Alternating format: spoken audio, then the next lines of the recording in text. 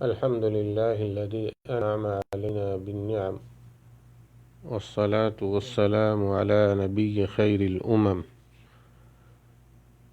برادران اسلام، عید الاضحیٰ کے دن مسلمان عالم ابراہیم خلیل اللہ علیہ السلام کی سنت کو زندہ کرتے ہوئے اور نبی صلی اللہ علیہ وسلم کے طریقے پر عمل کرتے ہوئے اللہ تعالیٰ کے نام پر قربانی کرتے ہیں۔ قربانی کرنا اللہ تعالیٰ کے قرب کا ذریعہ ہے اور نبی کریم صلی اللہ علیہ وسلم کی سنت مبارکہ ہے جس پر آپ نے ہر سال عمل فرمایا۔ جو شخص قربانی کی استطاعت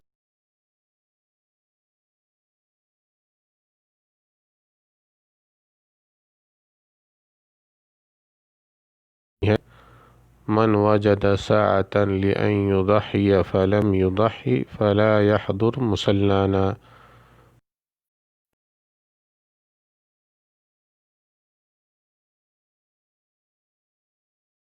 استطاعت کے باوجود قربانی کے لیے جس جانور کا انتخاب کیا جائے وہ اونٹ، گائے، بھیڑ، بکری کی جنس سے ہو۔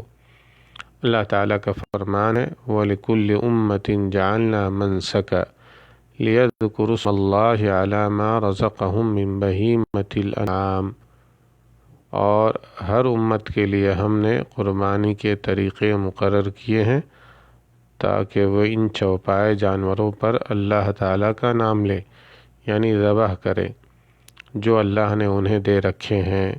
سورہ الحج آیت نمبر 34۔ آیت کریمہ میں بہیمۃ الانعام سے مراد اونٹ، گائے اور بھیڑ بکری ہے۔ قربانی کے جانور کا عیب سے پاک ہونا ضروری ہے، مثلا انتہائی لاغر و کمزور وغیرہ نہ ہو۔ نبی کریم صلی اللہ علیہ وسلم ارشاد فرماتے ہیں اربع لا تجوز فی الاضاحی العوراء البین عورها والمریضة البین مرضها والعرجاء البین ضلعها والکثیر التي لا تنقی۔ قربانی میں 4 قسم کے جانور جائز نہیں ہیں۔ وہ جانور جو بھینگا ہو اور اس کا بھینگا پن بالکل واضح ہو، وہ جانور جو مریض ہو اور اس کا مرض بالکل ظاہر ہو، وہ جانور جو لنگڑا ہو اور اس کا لنگڑاپن بالکل نمایاں ہو، اور وہ انتہائی کمزور و لاغر جانور جس کی ہڈیوں میں گودا نہ ہو۔ رواہ ابو داؤد۔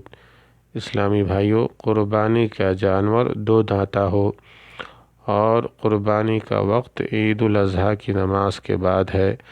آپ صلی اللہ علیہ وسلم کا فرمان ہے من ضحى قبل الصلاة فإنما ذبح لنفسه ومن ذبح بعد الصلاة فقد تم نسكه وأصاب سنة المسلمین۔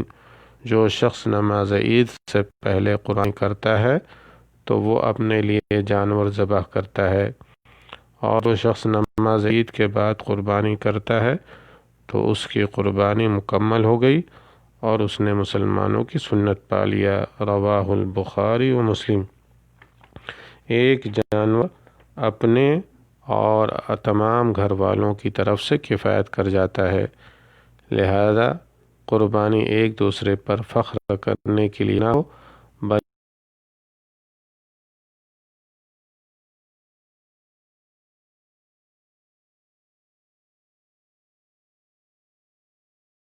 اللہ کا فرمان ہے فَصَلِّ لِرَبِّكَ وَانْحَرْ، اپنے رب کے لیے ہی نماز پڑھ اور اسی کے لیے قربانی کر۔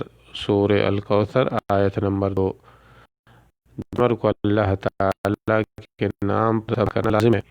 غیر اللہ کے نام پر ذبح کیا جانے والا جانور حلال نہیں ہوتا۔ نبی صلی اللہ علیہ وسلم کا فرمان ہے